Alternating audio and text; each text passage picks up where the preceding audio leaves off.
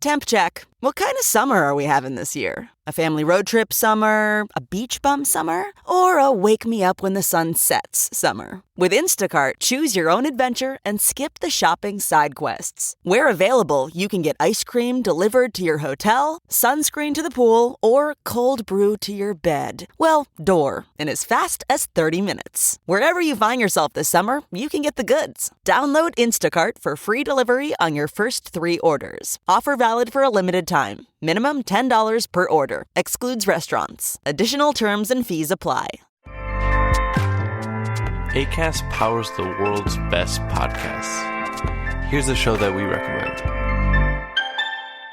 What is The Briefing Room? It's a behind-the-scenes look at how the criminal justice system works and the lives of the people within that system. If you love true crime, well, these are the real people who do the job every day of making sure justice is served. Hi, I'm Detective Dave. I'm Detective Dan. Together we have decades of experience in local law enforcement, a profession that we think is often misunderstood. So we're going to explore how to do it right, and we won't shy away from when it's done wrong. These are stories you'll hear nowhere else. Unique, frank, and unvarnished. From the team that brought you Small Town Dicks, this is The Briefing Room. Episode 1 drops on August 30th. We'll meet you in the briefing room. Acast helps creators launch, grow, and monetize their podcasts everywhere. Acast.com. Hey everyone, before we get to this week's episode, the three of us, including BJ Colangelo, wanted to kind of address the stuff that is going on in horror Twitter right now. We have a little message about our support, and while we try to keep things light and have a good time around here, we have to realize and make a stand for what we believe is right. Anyway, before we get to the show, here's a few thoughts. Thanks. So we know there's been a lot going on horror Twitter with Cinestate and Fangoria and a lot of the execs there. And we just want to say that we are in support of the women who came forward, and really just want to say thank you to them for their bravery, for coming forward. And, you know, I don't know, as a sexual assault survivor myself, I just know how absolutely terrifying it is to talk about that and to make those accusations and the fear that comes with that. So just wanted to say, you know, we're whatever they need from anyone, like, we're standing with them. They're more important than any brand. So that's all I wanted to say. I'm right there with you. Same. Yeah, we're here. I think that one of the things that, you know, I feel so impotent right now with a lot going on, both on horror Twitter and in the real world. So just believe it when women come forward. Believe it, support them, and raise their voices up, because that's the only way we're going to get change. And this whole situation is just so, it's so heart-wrenching. But we are there with you. My DMs are always open. Please. Yeah. Any time that anything happens, confidential, you can just reach out if you feel comfortable. And let us know if anyone, like, what we can support and how, and like, I don't know how a podcast can do it, but I want to figure out a way. Like, how can we make sets a safer fucking place for people to be? I mean, Jesus, guys, come on. We just say sets need to be so much safer. We also just need more women, people of color, queer people. And we already knew this, but I think it's just like even more now. I think we need to really shift focus and just make our sets safer and make people feel safe doing the thing they love, because this is just fucking awful. So anyway, stay safe, take care of each other, take care of yourselves. On with the show.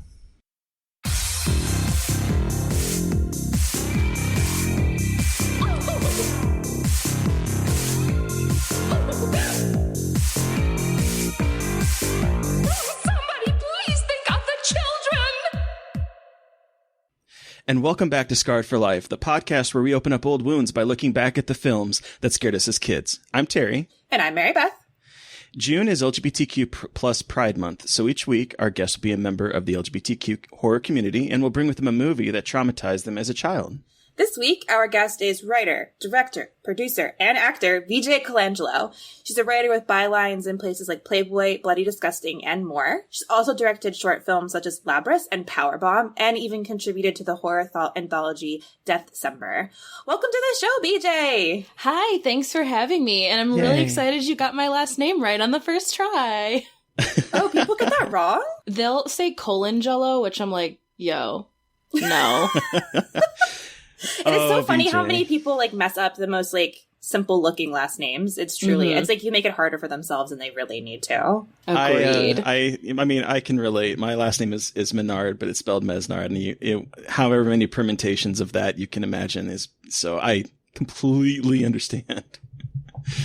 So, BJ, how did you get into horror? Well, I'm one of those very, very lucky children who had parents that really didn't care what I watched as a child. The earliest, no joke, the earliest memory that I have as a child is sitting on the couch with my mom, and she had just rented the It miniseries, and my dad walks through the room and says, "Don't you think that that's going to be a little too much for her?" And my mom looked at me and went, "She's too young. She won't remember this." And like, here we that are today, is still the talking earliest about it. memory that I have.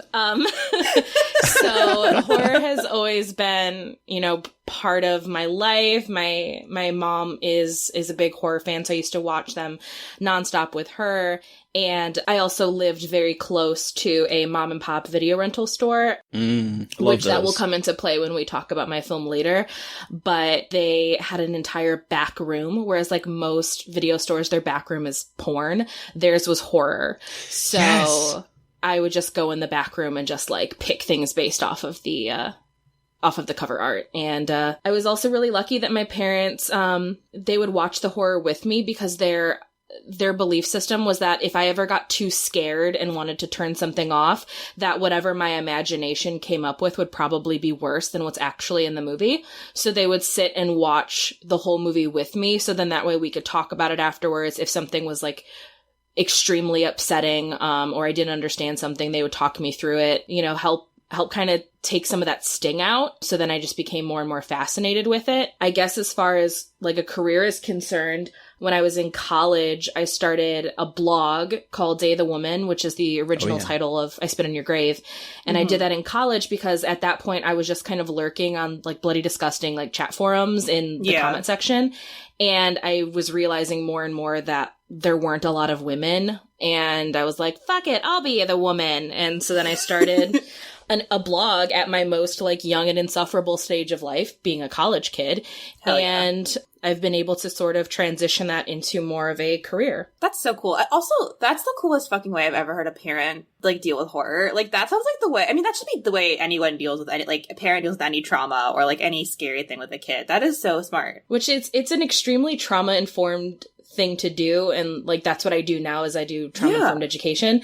And I just like look back at my parents, I'm like, you were so ahead of the curve and you don't even know. Right? I was just thinking that. I'm like, that's the most like progressive parenting I've ever heard. But like it isn't like that radical. They're just like, hey, we're gonna sit with you and watch a horror movie and then talk about it. Like that shouldn't be that radical, but it feels like that. But hell yeah. Yeah, mostly parents are like, turn it off, oh my gosh, I'm so sorry I scarred you. And it's like, no, because now your kid's gonna go to sleep and think like, well, what happens next? Well, and it's probably going to be worse. That was my childhood there, BJ. Same. My parents would introduce me to horror. I'd get scared. They'd turn it off. And then like I'd be in bed late that night, like going, oh God, there's an alien in my stomach that's going to burst out. So, So wait, I have a question for you, BJ, because so your blog was called Day of the Woman. What do you think of I Spit on Your Grave? I'm always curious. So sure. I've actually spoken a lot about I Spit in Your Grave over the years. I'm published in, I think, 2 different books about it at this point. Yeah. So the reason I called my site Day the Woman was because I Spit on Your Grave was the first time that I recognized that film could possibly have therapeutic or cathartic release benefits. Because, I mean, it's not a secret, but like trigger warning for those who, you know, are not okay with the subject of like assault. But when I was 15, I was brutally assaulted by multiple people. I went to therapy, I went to counselors, and they're like, everybody treated me differently. They talked to me like I was this like fragile thing about to break. I really hated what my life had become afterwards. And it was like, obviously, yes, the assault was traumatic and terrible, but it was more so like, oh, everyone who knows treats me differently now. Like my life is over as far as how they all treat me. And then I rented Ms. 45 first from this same video store. And when I returned it, the person who was working there that day was like, oh, well, if you watch that, then like you should probably watch this, and gave me a Spit in Your Grave. And I must have watched it like 12 times in like the 2-day rental span that I had. Wow. I couldn't stop watching it because the whole time I was like, this is the first time I have ever seen somebody who has survived assault not only not let it like define every aspect of their life, but they're not reacting the way that I had been conditioned to think that survivors are supposed to react. Like, it wasn't like Law and Order SVU where, like, now there are these unhinged, manic women who can't leave their houses because, like, I was leaving my house and I was like, what's wrong with me that I'm not responding the way that I should to this? Like, why am I not, like, devastated every day? Why am I not, like, so scared all the time? And then I watched this movie and I was like, holy shit, I feel so seen right now. Yeah. And it felt like such a cathartic release to see somebody like, enact their revenge. And it's like, I'm not about to like go track down the people who did that to me and kill them. That's not my business of, what I'm interested in doing. But it was the absolute first time I had seen a survivor treated as something more than a victim, but as a survivor. So while like I totally understand that movie has so many problematic elements and it's not, an easy watch and it can be very triggering for a lot of people, but it was cathartic for me. And I know that it's been cathartic for a lot of other survivors. Yeah. So in that regard, like that film has merit. And, I named my blog after it to honor it and what an impact it had on my life. Fuck yeah. That's amazing. I just want to, I'm very into rape revenge movies, which is a weird phrase to say out loud, and it sounds like weird, but I've seen you post about it and I wanted to talk about it because I'm always so curious because like I have like mixed feelings on it, but I also like think it is very interesting and empowering, and there is such an importance to the catharsis of horror, but especially like rape revenge films. And it's just like, I don't know, I just love talking about it because I think it's like there's a lot of positives to talk about and like finding comfort in something that seems not comfortable at all. And I think that's a beautiful thing that horror brings to the table in general as a genre is that, there can be so much power and catharsis and release just from watching a horror movie, something that most of the general population writes off as like lesser than or, even a bad influence, so to speak. But there's a lot of power in the way, because film is basically, yes, it's an art form. Yes, it's storytelling, but it's emotional manipulation, like at its core. Like the way that you arrange images can completely impact the way the audience feels about something. And there's real power in that. So the fact that horror can offer this catharsis or this feeling of relief, like that's incredible and it's fascinating and it's definitely worth talking about. So yeah, I'm definitely not in the camp of, banish all exploitation or banish all rape revenge films, because are some of them exploitive garbage? Yeah, absolutely. But are some of them also really telling an important story that's having a positive impact for somebody? Yeah, it is. Hell yeah. So kind of pivoting from that, how did you get into horror filmmaking? Have you always wanted to be a filmmaker, or did that kind of fall into your lap? I've always wanted to make horror films, but I unfortunately spent many, many years of my life believing that I couldn't because I'm a woman, because I don't live in Los Angeles, because I didn't go to film school. All of these different things that I had been sort of putting up as barriers for myself. And then that sort of changed when I relocated from Chicago to Cleveland, and I started getting involved with some folks in the Ohio film scene who basically were like, fuck it. It costs nothing to make things here because it's Ohio, not California. And you can absolutely walk into a restaurant or a public building and say, hey, we want to shoot a movie here. And people are like, hey, that's great. As long as we're in the credits, you can use it for free.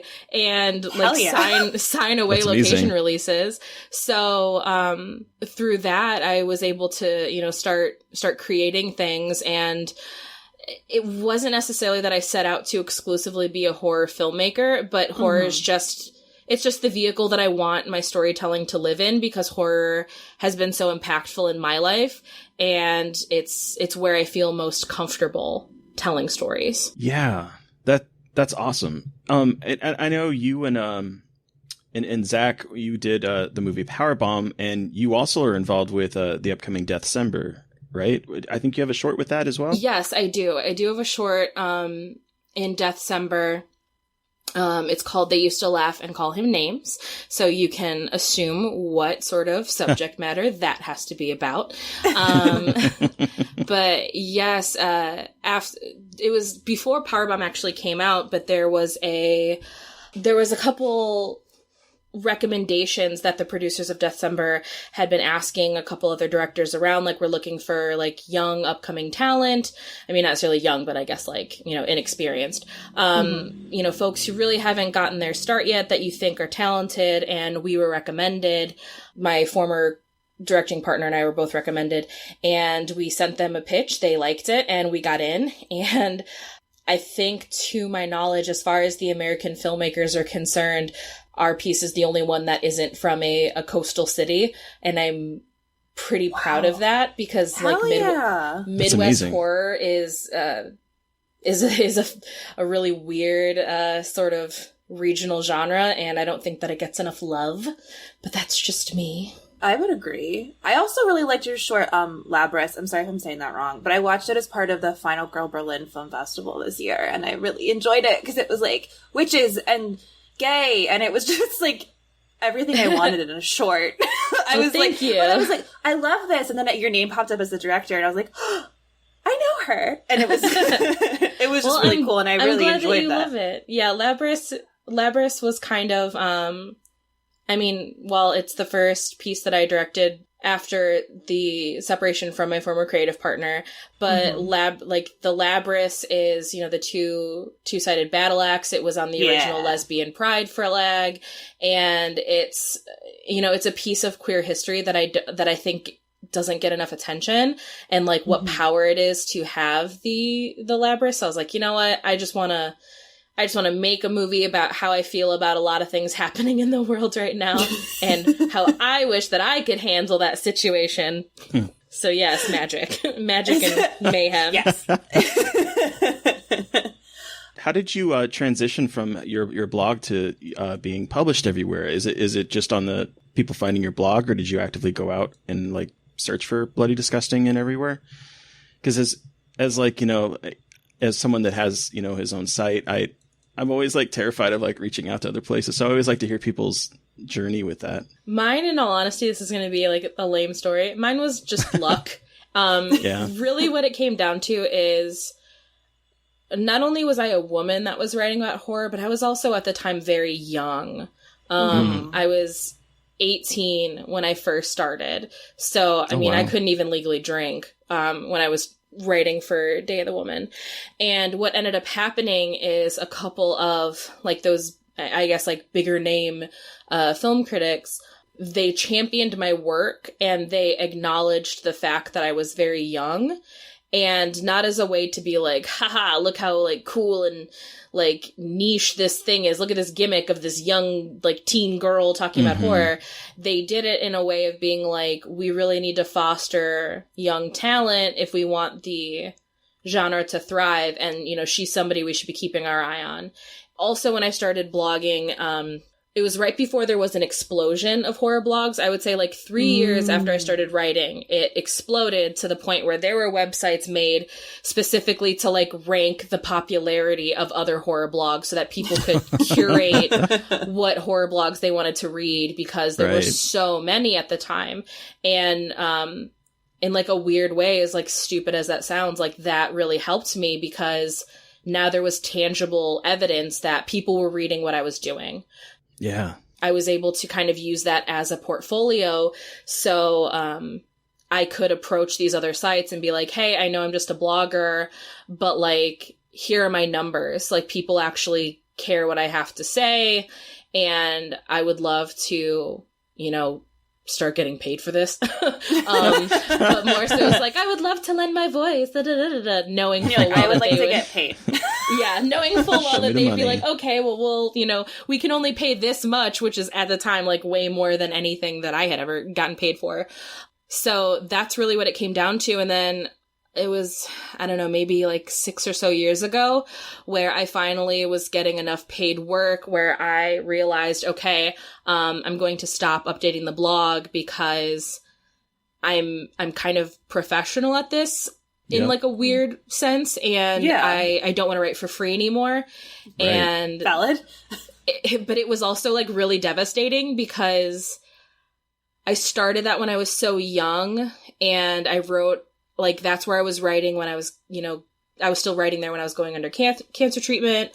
So, it was very weird. It was like closing a chapter of my life. And it's also weird because now it exists as like this walking portfolio, and I can look back at it and like cringe and be like, oh my gosh, why did I ever write that? Or why did I think this was funny or clever? Or what the hell was I thinking? In some ways, though, I look back at it and I'm like, oh, that's cute. Look how much I've grown. Look how much angrier I've gotten. I know. Looking back at like my old writings, you're like, well, I really have gotten much angrier. Funny how that works. Terry, what have you been watching recently? So I'm still going through my backlog, and the movie that my app told me to watch this time is from 1983, Spasms. Have either of you seen this movie? I don't even think I've heard of it. No. It's quite a movie. It has Peter Fonda in it. It has Oliver Reed in it. Oh, wow. And the premise, oh gosh, I don't even know if I can do this justice. So this gigantic serpent is captured on a remote island, and at one point in time, it bit a British millionaire who was out there hunting it, played by Oliver Reed, who now has a psychic link to the serpent and can see through its eyes. And so he hires an American scientist, played by Peter Fonda, to bring it to his mansion to study it. And meanwhile, there is a satanic cult, because this is the 80s, that believes that the serpent is actually a demon and they want to worship it. And so they send an ex-CIA agent. What are you talking? Since when is the CIA like in with the cults? Or maybe that's just common knowledge and it's forever and I'm an idiot. Who knows?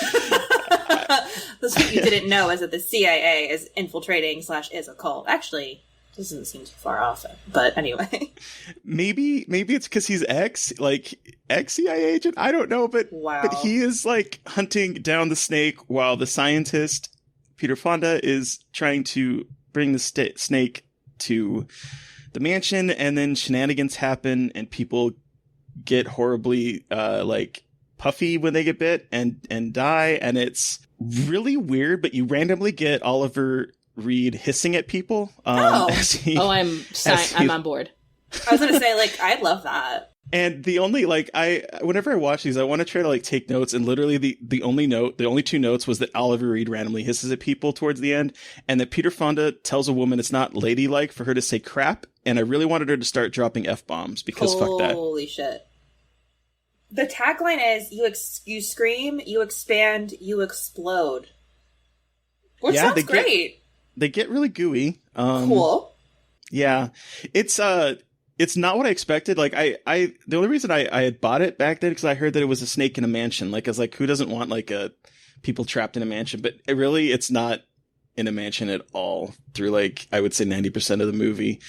It's a really weird one. I don't know if I'll ever watch it again, but yeah, I mean, Oliver Reed hissing at people. What's not to love there? Where was it? Like a Vinegar Syndrome, Arrow situation? I believe this was a Code Red. I think this one was from Code Red. Okay. Interesting. Huh. Yeah, beautiful redo, like upgrade that, you know, all these places usually do. It looked really good for the most part. They had some areas where apparently the film was destroyed, so they had to splice in like VHS parts to it. But interesting. That's always so cool. I love like hearing about that though, like about how like restoration works and all the different pieces put together to make that, like to preserve film history. I just think it's so cool, but that's a whole other tangent. No, I love when you hear about that kind of stuff. And like some of the stuff they had to cut from the movie sounded like really cool. I guess there's a scene where like it bites down on Oliver Reed's arm with the gun and he starts shooting it from, like, there's stuff that they cut out that I'm like, man, this would have been fucking amazing to see. But as it is, it was a 90-minute interesting, weird little movie. Speaking of another interesting little weird thing, I also, because I was doing some writing about it, I rewatched the short I Was a Teenage Werebear. Yes. Where have you seen that? I love the name. The segment from Chillerama. Yes. Yeah, so I know this very well. Yeah? Do you like it? So I have a lot of mixed feelings about it because I'm not a particularly huge fan of the person who made that particular segment. Oh, okay. In concept, though, I think it's hysterical. I love the idea that it's a beach musical because I love beach musicals. I love the fact that most of the people in it are porn stars. Hell yeah. Yes. I love that Lin Shaye is just being Lin Shaye and hamming it up like crazy. I think that it's like a cheese mess, and I have an affinity for it in that regard. It came out, it was part of Chillerama. I had no idea at the time. It came out in like 2011, and I think in like September of that year. And I had no idea that there was this nestled in between giant sperm that was attacking and like zombie like montages.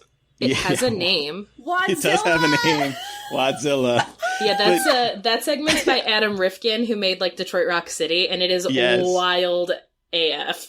I know. I love it. I actually really enjoy this this anthology. I haven't watched the whole thing in like a very long time, but I did watch I Was a Teenage Werebear because it came out at a time when I was coming out. Like it came out in 2011, and that is literally when this old bear decided to finally come out of the closet.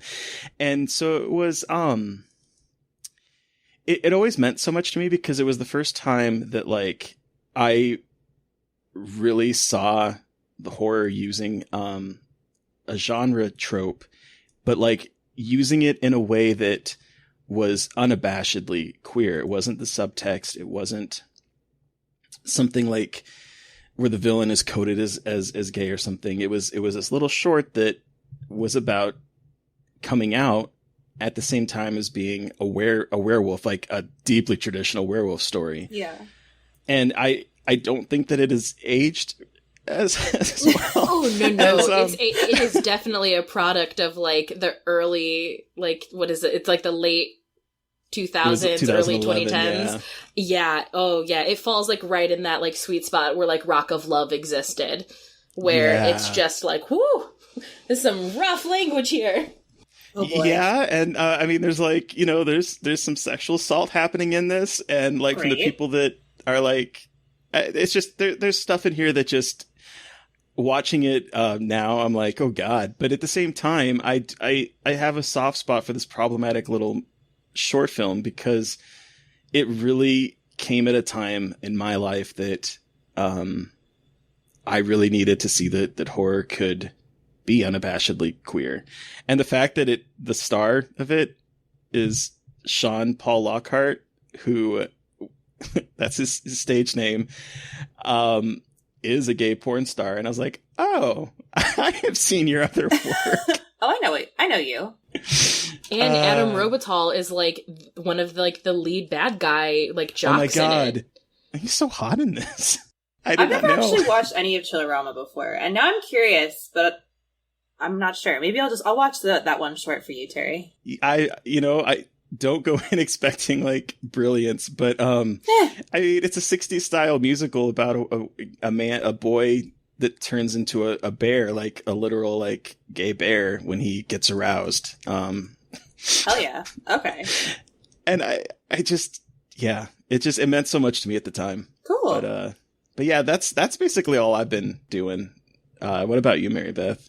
So I've been watching a lot of fun footage. Surprise, surprise. I'm shocked. But I actually just discovered this show called The River, which was on in 2012 on AB. I did not know about this show, and it is a found footage horror television show from ABC, and I didn't know about it. So I've been watching that, and I've been eating it up because, well, okay, I watched the first episode, to be clear, but I really, really enjoyed it. I thought it was fascinating how they're using it for the television format, and I'm mad I didn't know about it earlier, but it's got, like, Joe Anderson in it, who is in Across the Universe, if anyone remembers that movie, and it's basically this guy is a nature television host, and he goes missing, and so his family goes to look for him and in the Amazon, and it's all about like creepy things that happen there, which obviously can kind of venture into the exploitative,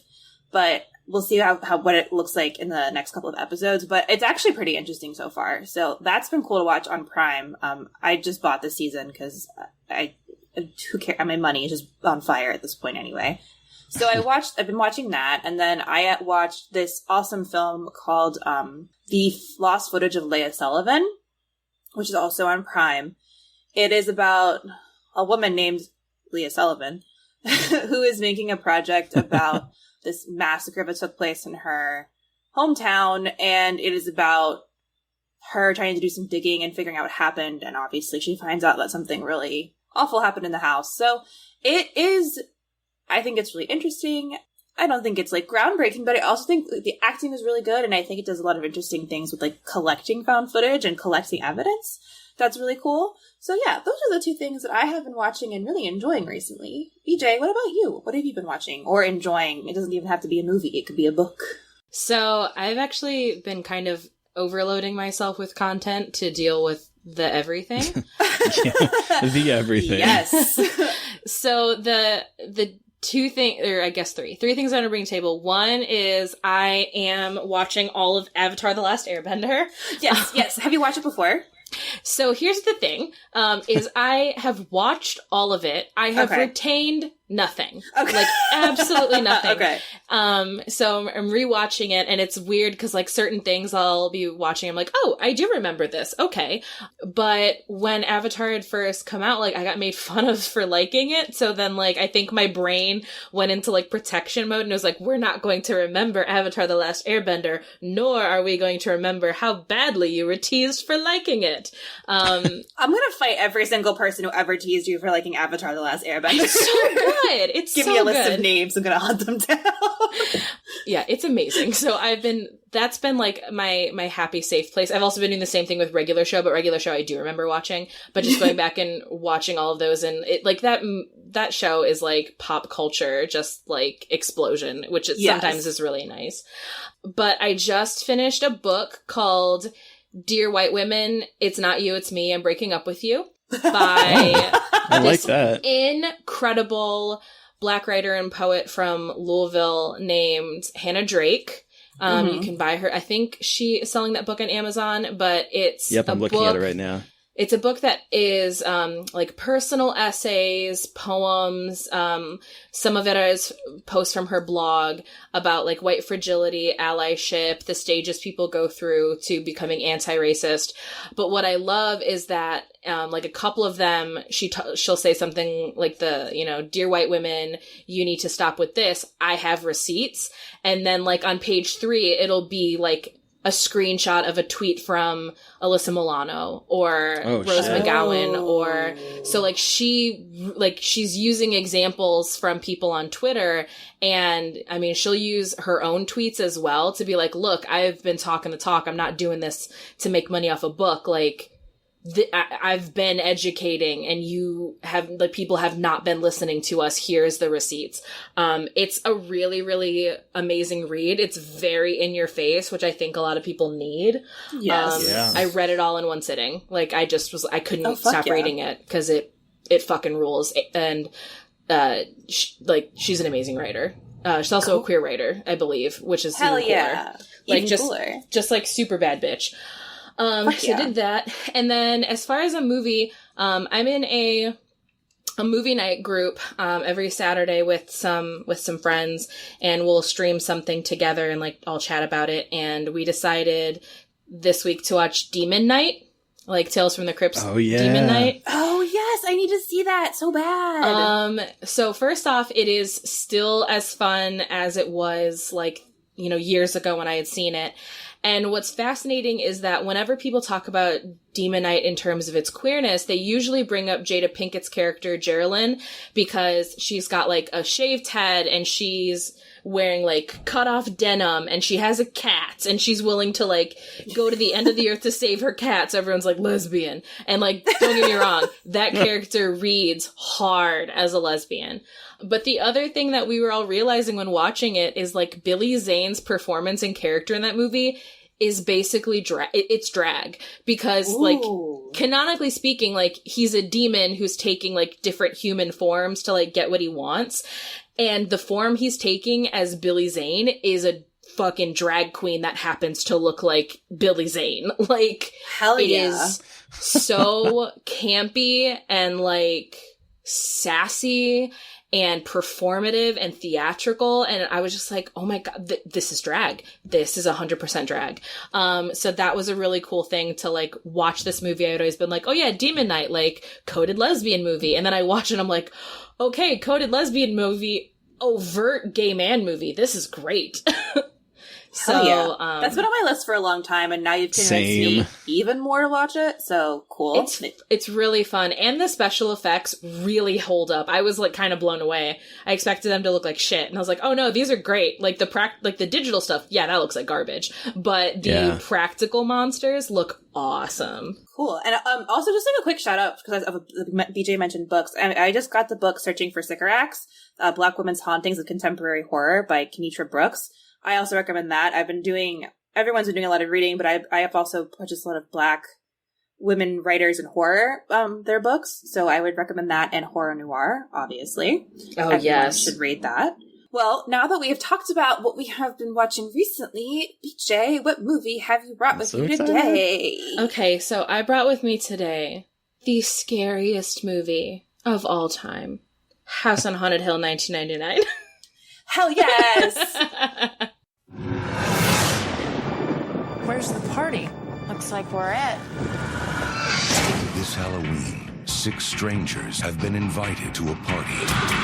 And if they can stay up till dawn, they'll win $1 million each. Hey, I think I got something. The only catch is that they'll have to live through the night. House on Haunted Hill, rated R. Starts Friday, October 29th at a theater near you. So, for those of you unfamiliar with the film or need a little refresher, a millionaire with theatrical tendencies, Stephen Price, played by Jeffrey Rush with a horrendous mustache, invites a number of people to stay in a vast, creepy building that used to be an insane asylum. Stephen, accompanied by his bitter wife, Evelyn, offers $1 million to anyone who can stay the whole night without leaving out of fear. When Stephen and Evelyn become trapped with their guests, they quickly realize that the house is haunted, and the spirits dwelling within are very angry. So angry. Okay, BJ, why did you pick this movie? This movie, you just made it sound way scarier than it actually is. I know. I was reading it and I was like, oh, it sounds real creepy. Yeah. Okay. So for those who haven't seen it, House on Haunted Hill is not scary. It's what? It is a 1990s mess in all of the best ways possible. Okay, so the reason that I brought this is I have plenty of stories about movies that scared me as a kid, most of which I've written about already, or they're movies that like, oh, The Exorcist. Like, of course, everyone's fucking scared of The Exorcist. Like, that's not new. But the reason that House on a Haunted Hill is the one that I brought is because, like I said, I got to watch pretty much anything that I wanted as a kid. And my family growing up, we live really, really close to the Illinois State Beach Resort, or Illinois Beach State Resort. So we used to go camping all the time growing up, and we would have like our little camper, and then we'd have one of those like portable TVs that had the VCR built into it, and that would be like the only form of like seeing the world outside of nature. So we used to always go camping with another family that lived, like, they were like our neighbors, and the dads, like my dad and this family's dad, they've been friends since high school.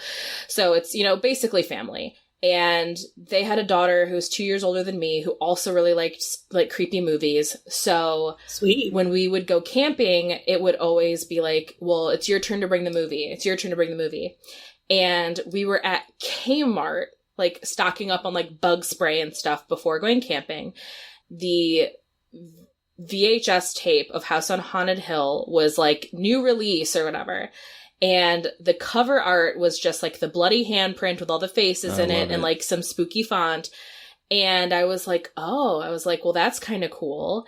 But the big seller in it was that Chris Kattan is in that movie. Oh my God. And we were both like, what? Like, the Night the Roxbury guy? We're getting this. Like, this is the movie that we're going to take. And, like, so mind you, at this point, I'm like 9. Like, so I'm a kid. And so that would have made her like 11. So we get this tape and we decide that we are going to watch it on one of the days that it rained while we're camping. So it's nighttime. We're in, like, a camper, which is basically, like, a sheet that, like, there's no, like, real structure. So, like, the camper's shaking with the wind. There's lightning and thunder. Like, it's kind of a scary situation already. And then raindrops hounding it. Oh my gosh, yeah. And it always, for whatever reason, sounds like you're dropping a box of chalk on the pavement. Yes. Like, why do campers sound like that? I'll never know. I know. But like, so that's happening, and we decide that we're gonna watch this, and we're watching this movie, and there were 2 things that distinctly, like, really, really, like, fucked with me. The first one is the editing style. House on Haunted Hill is, like, the best example of that late 90s, early 2000s, like, jumpy Marilyn Manson music video style of editing. Yes! Where it's a lot of stuff, like, edited in rapid succession, or they edit, like, individual frames to make it look like movement. And at that point, I had never seen anything like that because, again, I'm 9, so it's not like I'm checking into, like, the newest 9 Inch Nails video. Like, that's not a thing. So this was the first time I'd ever seen that. And, like, that visual, like, assault really upset me and, like, put me very on edge immediately. I was like, I don't like this. It feels really frenetic, and I'm very upset by it. But the second one is there's a point where they're like underwater and there's, like, a body in there, and they do this, like, jump cut thing where, like, she's slowly like bleeding from her mouth, and then it, like, snap cuts and she has this, like, terrifying face.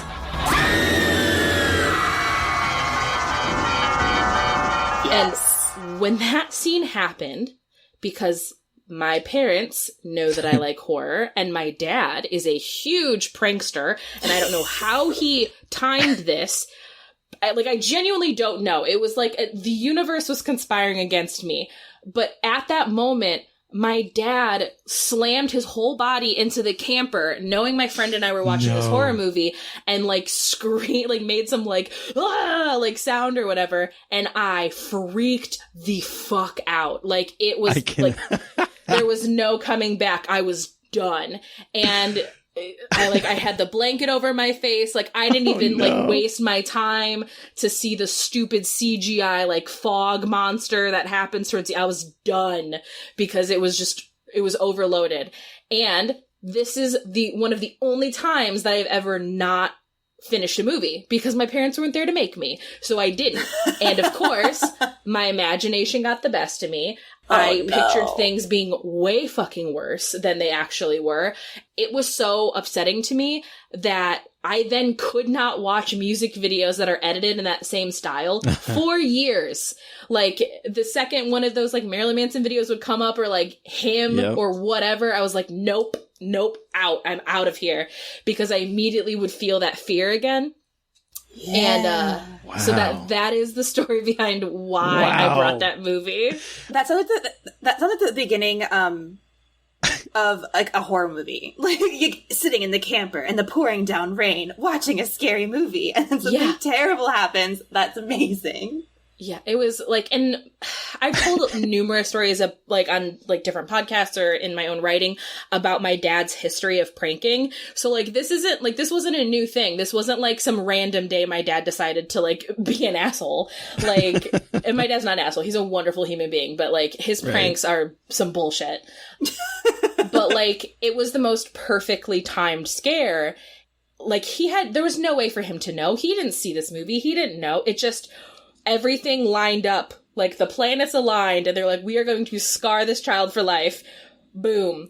So that's where that came from, of just like, I've obviously seen the movie now and I can like go back and laugh at it, but to this day, I still like really don't like that editing style. It gives me the creeps.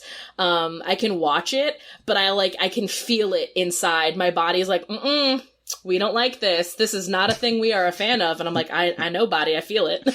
I just love that this all started because of Chris Kattan, though. I mean, I'm still stuck on that point. That's hysterical. I love that. But I also got excited when I saw he was in this movie too. So like, I can't blame you. I mean, this cast is stacked. It really is. Like the cast is ridiculous. And like, now looking back at it, I can see like how great the cast was and how this movie had everything going for it, right? It did, though. Mm-hmm. Like, Ali Larter. She was having a moment like, at that time. I've been rewatching the Resident Evil movies, so I've been having, like, a crush on Ali Larter, and then she was in this. I'm like, God damn, I love her. Where did she go? I mean, like, we get Jeffrey Rush essentially playing Vincent Price. Let the games begin. Yeah, well, call me clairvoyant. But haven't they already? Finding that out is just one of tonight's many amusements. Sure is a funky old house, ain't it? And like Jeffrey Combs is like the scary doctor. Like there's so much good. Taye Diggs just being Taye Diggs. Like Famke Janssen, who again, like a very like specific product of that time, who I have not seen in a long time. I was like, oh my God, you're in this, and you like are so like devious, and I'm obsessed with you. Okay, I want to talk about Evelyn because this is a woman who stages her death, tries to convince people to murder her husband, kills her lover. What we need is another body. And Steven's bloody hand's right next to it. Well, how the hell are we going to do that? I don't know. It may sound a little crazy, but hear me out. Then saws his head off, props it up in the saturation chamber, decides to randomly don a gothic dress. Like, she is that bitch, and I am so here for it. I love her so much. She's living her best life. She is. She's so good. She should have gotten away with it. Ugh. That would have been amazing if she'd gotten away with it. And so this movie, I thought I had seen this before. I had seen The Haunting, not The House on Haunted Hill, but The Haunting came out around the same time, I think. Yes, it did. And had like a similarly stacked cast. And I think I have just thought these were the same movie for most of my life until like today. So that's exciting. But I get those two confused, but wow. Yeah, these all came out around the same, like, because he had, like, the Dark Castle stuff, so there was, like, this, there was 13 Ghosts, that's the other big Ghost one, ship. Which I stand for 13 Ghosts. I love 13 Ghosts. But another, like, really cool thing that The House on Haunted Hill did was, I mean, because Chris Kattan was in this movie, and because I didn't allow myself to watch it, I went home, like, you know, after camping and whatnot, and I went on Ask Jeeves. Introducing Jeeves, the world's first internet butler. Just type in your question, and he promptly finds the answer. Hey, Jeeves, what are the symptoms of hypothermia? Mental confusion, shivering, and a total loss of feeling in the legs, sir. Got a question? Ask Jeeves at ask.com. Because Google. Oh my God, hell yeah. Yes, Ask Jeeves. So I had that Ask Jeeves, and I looked up The House on Haunted Hill. I wanted to know, like, everything about it, like, what did I miss, so that I could go back and rewatch, because I bought that tape from Kmart, so I was like, well, I'm gonna have to watch it at some point, but maybe it won't be, like, as terrifying if I know what happens. Mm-hmm. So I went looking for spoilers, and what I found was the original House on Haunted Hill. Yes. Yes. So I was like, oh, this was a remake. Well, that's cool. And then in looking at the remake and then kind of falling down the rabbit hole of like that whole world of like the original House on Haunted Hill, also going with just sort of Vincent Price films in general. I printed out a picture of Vincent Price because I also obviously made the connection of like, oh, that actor looked like this guy. Right. And I brought a picture of Vincent Price to the mom and pop video store down the street from where I lived. And I was like, I want anything you have with this man in it. And I love that. The guy behind the counter was like, I mean, okay. And he stacked me with like, I think like 5 or 6 movies, including Edward Scissorhands. And I like bungee corded them to my little Huffy bike and I rode home.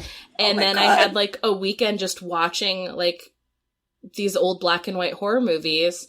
And I was just like entranced by them because at this point I had seen, I think, Dracula and Frankenstein, but I had mostly seen slashers and modern horror. So because of this movie, it is what brought me to learn about, you know, the movies that came before. And I could see like, oh, this is like, you know, this is what inspired other movies that I love. So as much as that movie scared the shit out of me, like it also, I'm like forever indebted to House on Haunted Hill 99 because without it, I don't know, like I maybe would have like gotten into old school horror maybe in college when I started taking like film theory classes. But this is when I sort of started my, I don't know, I guess my research into all horror and the history of horror. That's so cool.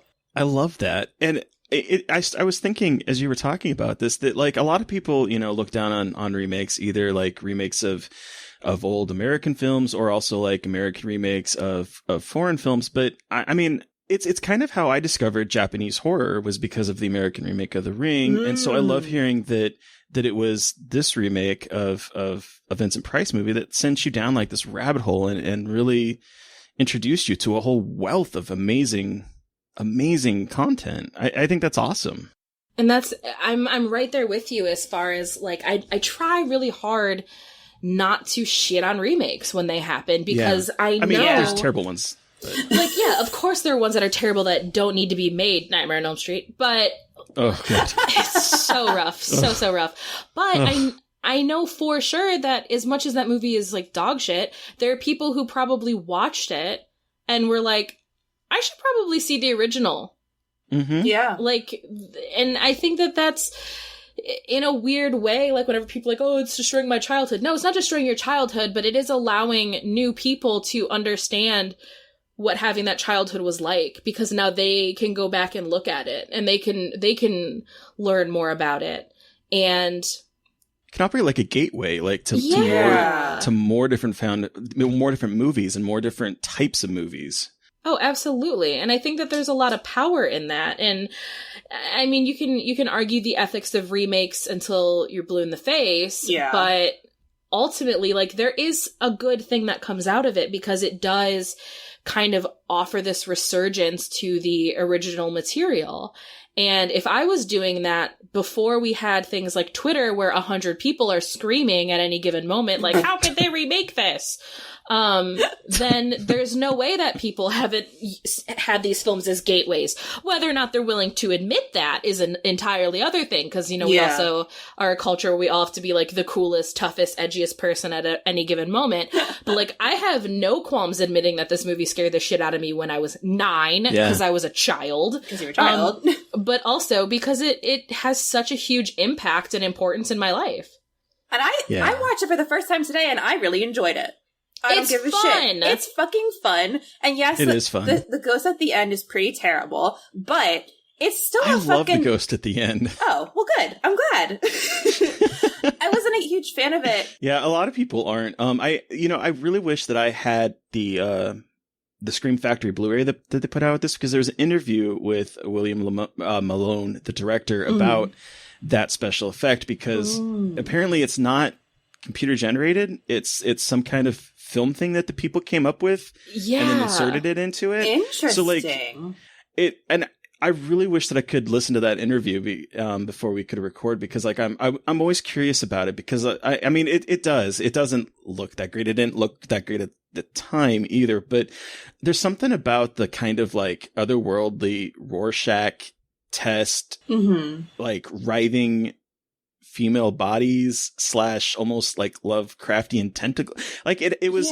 such a weird thing that like I still, as bad as I think it probably has still continued to age, I still think that it's kind of a cool image. Yeah, I would agree with that. I also think there's a lot of really awesome practical effects. Like Greg Nicotero was one of the people on the team for this film, and there's a lot of really cool practical effects in this film. A lot of really, I wouldn't say scary, but there's some creepy imagery, and I think there's a lot of creepy imagery. Right? And like, I really loved the opening sequence, like the stop motion, kind of weird, creepy, like, I know it's like kind of edgelordy maybe with like hearts and bones and scary things, but I thought it was kind of cool because I mean like that, again, like that kind of like stop motion creepy thing was something I was really into as a kid. So like watching it, I was like, oh, I used to love like this kind of, like they don't really have those kinds of title sequences anymore. So I was immediately hooked with that.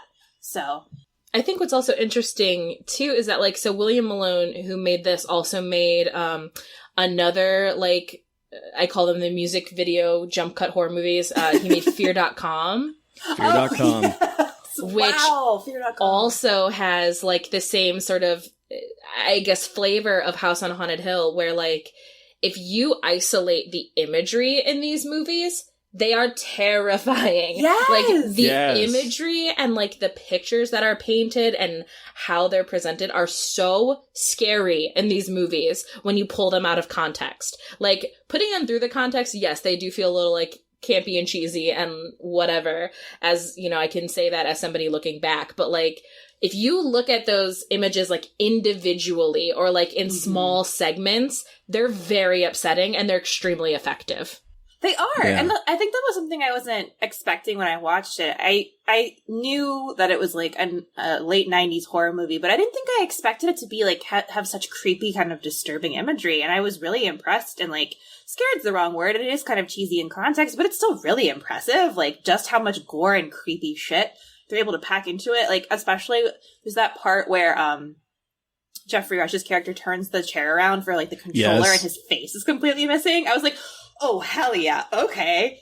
This is what we're doing. I had to like keep rewinding that when I was watching it last night, because I was like, it's such a cool effect. So I just found myself like constantly hitting rewind, which I think says a lot about me. But like, I was like, I got to see this. It was so cool. And I'm obviously a shill for found footage, but the part where I think her name is Melissa or Mark? Melissa. Yeah, Melissa. She's filming in the basement, and they do that thing where like she can only see the ghost through the camera, and then they all look at her. I just love that. It's always so creepy, and I will always like think it's cool. I know that it's been used a lot, but I am obsessed. I like think it's so cool and funny and creepy, and I was like, yes, ticking all the boxes of like the haunted house movie tropes that I want, and I was very into it. Well, you know, I because I'm a little bit older. I saw this in the movie theater when I was 18. And I loved it. I loved it as 18-year-old me. It was ticking off all of my boxes at that age. I love it's how I discovered Marilyn Manson's music might actually be for me, because his cover of Sweet Dreams in there is because like, you know, you're like in 1999 and it's like everyone's like talking about that weird man that's dressing up like a naked alien and all this kind of stuff. And I was like, I don't know if this music's for me. And then I hear his song on there, and that sent me down like this musical highway of discovering how much I loved his music. But like, I mean, and that cover is fantastic, I think. I know. I love that cover. But I remember sitting in the theater and just admiring how expensive it looked. I mean, it's an expensive movie. I think it was like $40 million they spent on it. Well, that opening scene alone at a theme park. Yes. Like, oh God, yes, that is money. That is money. My dad he loves, like, I've said this before, that he likes the Universal monster movies, but he loved Vincent Price. And so I grew up watching a bunch of his movies. And so like, I really loved how watching this movie, seeing that they took the basic structure of House on Haunted Hill and they kind of remaked it to a T almost, but then they added the because as a kid, I always wanted it to be like more pronounced that the house might be haunted. And so, of course, in this movie, you know, it becomes that it really is.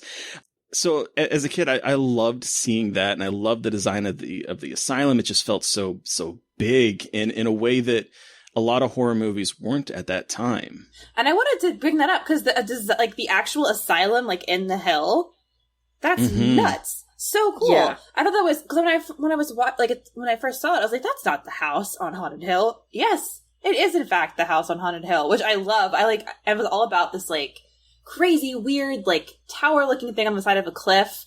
And the interior decoration is so cool. And I really love the design of the house in general and making it seem so strange and foreign and creepy. Super effective too. It doesn't make it like, because I think so many haunted house movies just try to chase that very classic haunted house aesthetic where they all sort of look like the same house. And this one was like, nope, opposite direction. I think that's why it was so weird to me, because to some extent, like when you've seen that many haunted house movies, they all sort of blur and become the same story in the same movie. And this just felt so not like that I think it like caught me off guard. And I think that's why I was so affected by it, because it really, from that opening sequence, like you're immediately like given the messaging that like, you can't trust anything that you see, and you can't trust any of these characters, like right off the bat. Well, and I think that's what surprised me rewatching it last night was really, for the most of the movie, the ghosts are pretty much backstage. Like, you know, you get like the poor Melissa getting killed when she's holding up the camera, and like the security guard losing his face. But like a lot of it is really just, who are these people? Why are they there? And what is really going on here? I completely forgot about all of the double crossing and just the kind of fucked up characters that were, you know, the center stage of this rather than the actual ghost story. I agree, but it also was like I was like, all right, well now I have to know why the hell they're here and who all these people are. And I was actually really compelled. I thought the story was actually pretty compelling. Again, I feel like I should not have had such low expectations. That was unfair of me, but, wow, it really was so fun to watch. Going back to, did any of you really want to go on that ride? Because I did as a kid. Roller coaster. 100% I wanted to go on that wild ass roller coaster. Regardless of how impossible it would be, like, I can imagine the expense of having to like launch a cart off every single time someone went on it. Could you imagine the insurance policy you'd have to take out to like run that place? Oh my god, it's insane. But I love that ride. I just really, just briefly, Jeffrey Rush's character, he's so good. You must be kidding! I'm Steve goddamn Price! I know he's a scumbag, but I just love Jeffrey Rush, and so I loved his character as much of a gross, scummy man he was. I just think he had like a really interesting, like, not charisma, but like air about him. And like you said, like the Vincent Price mustache. And it was just, he's so campy. He is. And it was just, I think that really made the film even more fun, because I think he really ate up the scenery and just like really like hammed it up. And I think his performance is just like so funny and so slimy. And I think it just was a lot more fun than I was expecting. And I think that's what this movie, I've been also realizing I've been saying, I think that, like, a lot. But no, I think that this movie is fun. And I think that people were expecting it to be something else. And I think that's why there's so much aversion to this film. Yeah. Because they're like, it's not even scary. Yeah, but it's a whole lot of fucking fun. So maybe if you stopped worrying about it being this like terrifying ghost movie and let yourself have fun with it, you would have fun with it. Because I think if this was pitched to be what it is, which is very campy and like a wild ride, people would have been on board. But it wasn't. It was pitched as like this return to horror and like this terrifying story. And I think that it just didn't meet the expectations people had for it in their mind. And a lot of people can't allow themselves to go on a different journey where the film is taking them there, because they just very strongly want to be on the journey they thought they were going to get. 100% agree. I think this is also like a perfect movie to like a movie night movie to watch with your friends. And like I know it's gory, but I feel like this is a good movie to watch with your friends who aren't as into horror, but like can tolerate gore. Because I feel like it's funny. You guys can laugh about it, and it's just like enjoyable for everyone. I don't think you have to be like a big horror person to see the fun that can be had with this film. And I think it should be talked about more as a really good movie to show people who are maybe on the fence about horror and just like want to have a good time and watch something silly and gory and effective, I think. So yeah, this is definitely like the everyone's over hanging out, like eating junk food and watching a movie together in the living room where like you're not going to get yelled at if you talk. Like you can have fun with the movie, and the movie's going to give you that fun right back. Exactly. You know, one of the special effects is Jeffrey Combs's performance, and when he's walking and he has that kind of herky-jerky like puppetry. Yes. It's so not so much upsetting. where he like freaks out.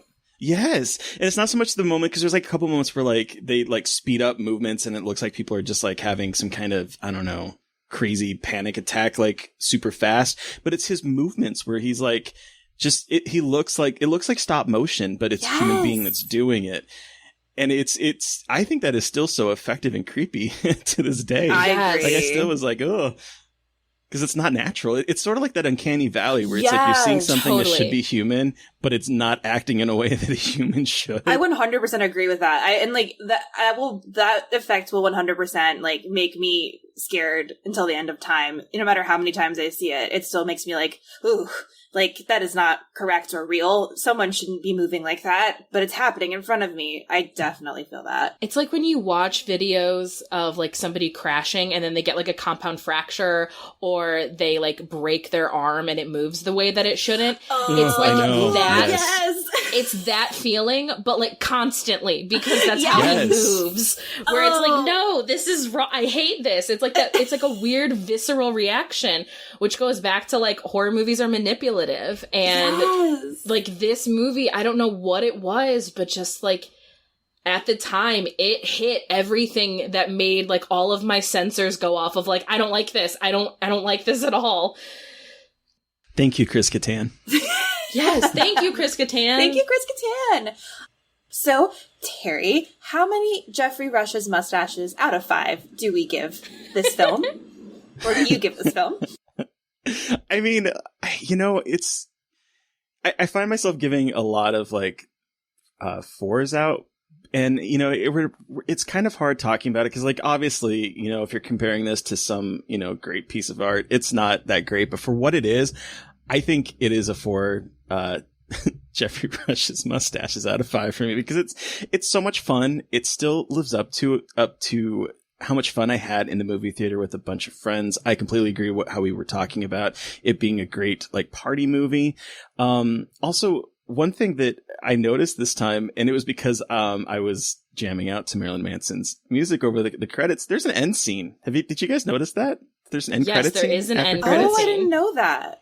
Yeah, where like it's black and white footage again, and it's like the asylum people torturing the Prices for eternity, and it's actually kind of upsetting, more so than the rest of the movie. Like it focuses a lot on Jeffrey Rush's face and his eyes as he's like being basically torn open alive. Like it's very like an upsetting end to what has been like a campy movie. But I guess that my final thing is that the fact that these two rich white people are so bored with their lives that they stage this massive thing to kill each other. I mean, if that ain't some rich nonsense, I don't know what is. But 4 out of 5. Cool. 4 out of 5. What about you, Mary Beth? So initially I was thinking a 3 Jeffrey Rush mustaches out of 5, but the more we've talked about it on the podcast, the more I want to give it a 4, because it really is so much fun, and I think it receives, just from what I've seen online, like unnecessary amount of hate. I think it exactly, like BJ, you said it, like it needs to be seen as something fun and just like campy and enjoyable, and not like some serious horror film, because it's not trying to be that. And so I cannot wait to make my friends watch this the next time I have a movie night, because they don't like watching horror movies, but maybe I can convince them on this one. So definitely 4 Jeffrey Rush mustaches out of 5.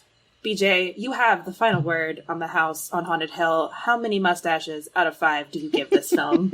I'm also giving it 4 out of 5. We have fours across the board. Fours across the board.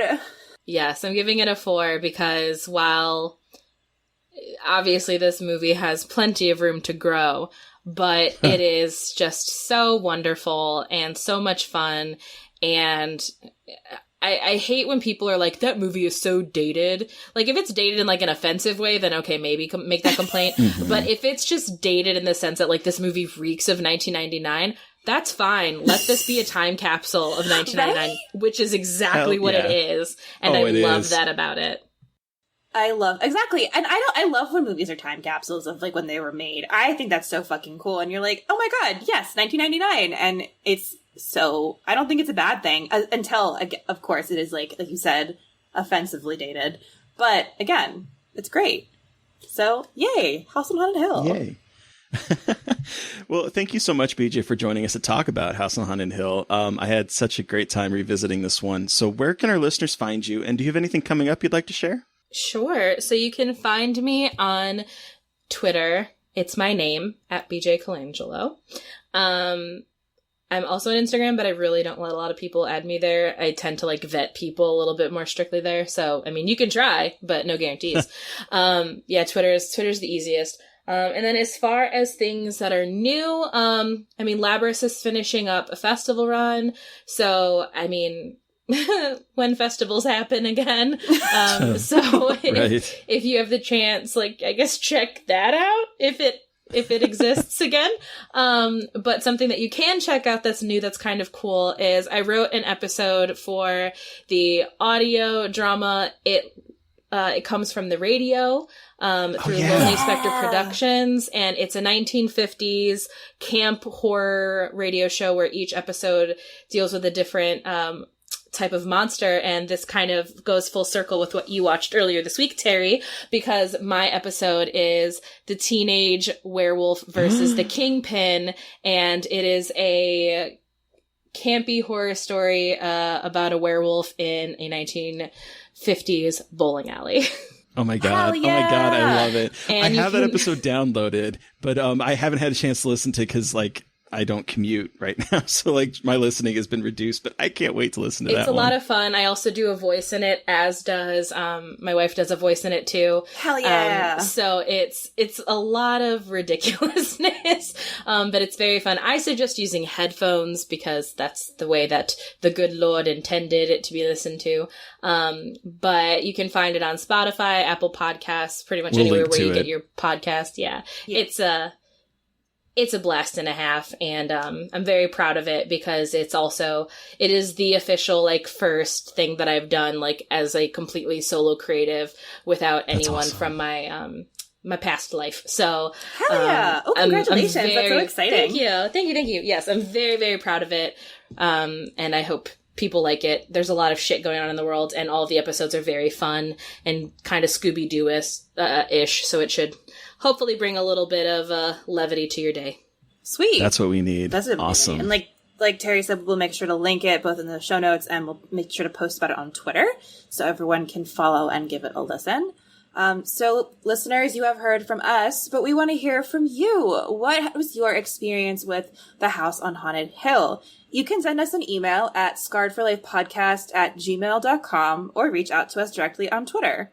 I am at MB McAndrews. And I'm at Gaily Dreadful. And of course, don't forget to follow the podcast on Twitter at Scarred Podcast. And please don't forget to review, rate, and subscribe. Thank you everyone for listening. Please stay safe out there. Please take care of each other and stay creepy. And until next time.